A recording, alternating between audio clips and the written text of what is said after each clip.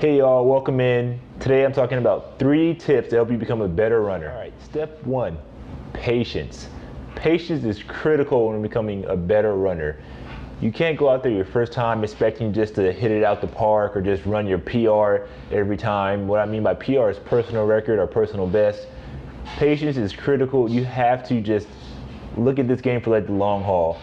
Yes, I know you want quick results, quick times, but patience, you just got to maintain focus. And another reason why you want to maintain patience is just to prevent from being injured.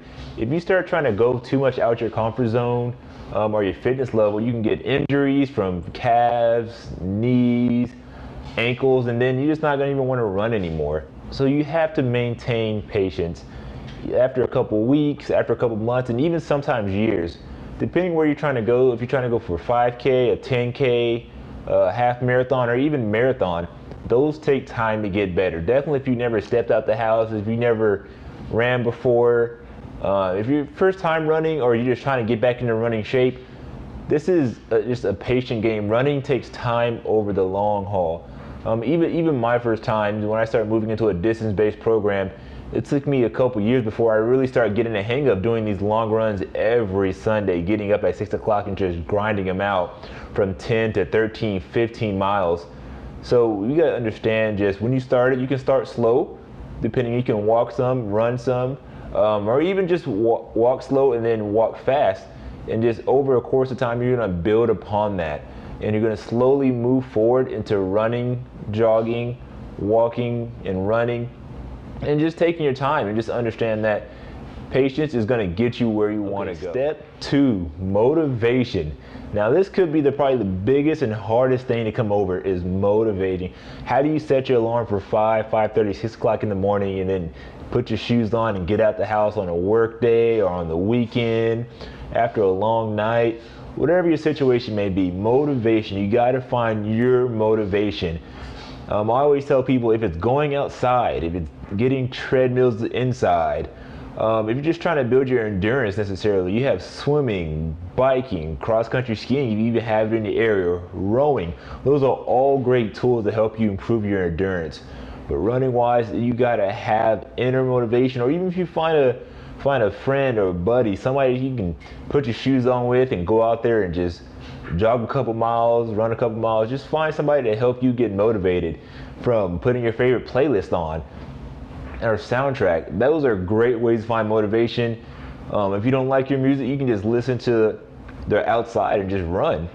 Just listen to your feet hit the pavement. That's all you need. So motivation is so crucial in this. I know running is not the funnest or sexiest thing to do, but it is extremely worth it after you get the hang of it. So motivation is the biggest and hardest thing to try to overcome.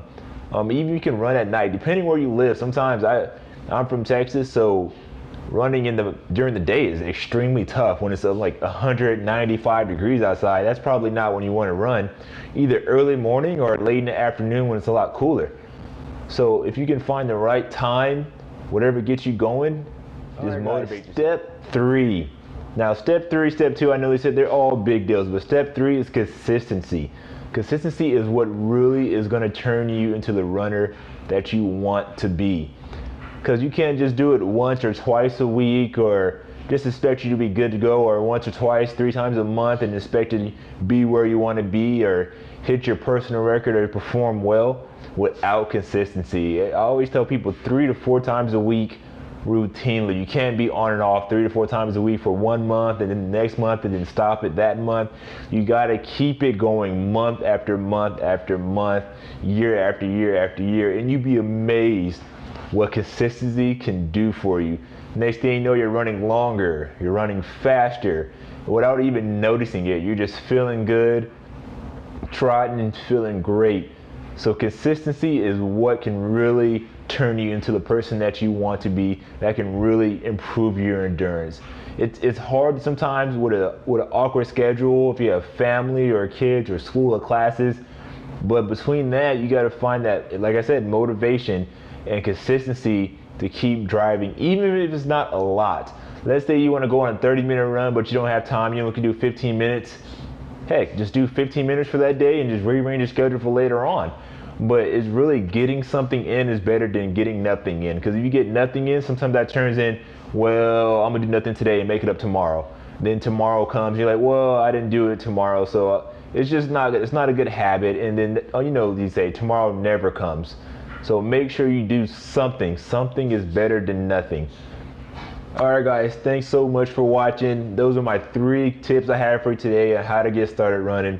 Be sure to like, subscribe, and leave a comment down below on what helps you get started running. Again, guys, thanks for watching, and have a good day.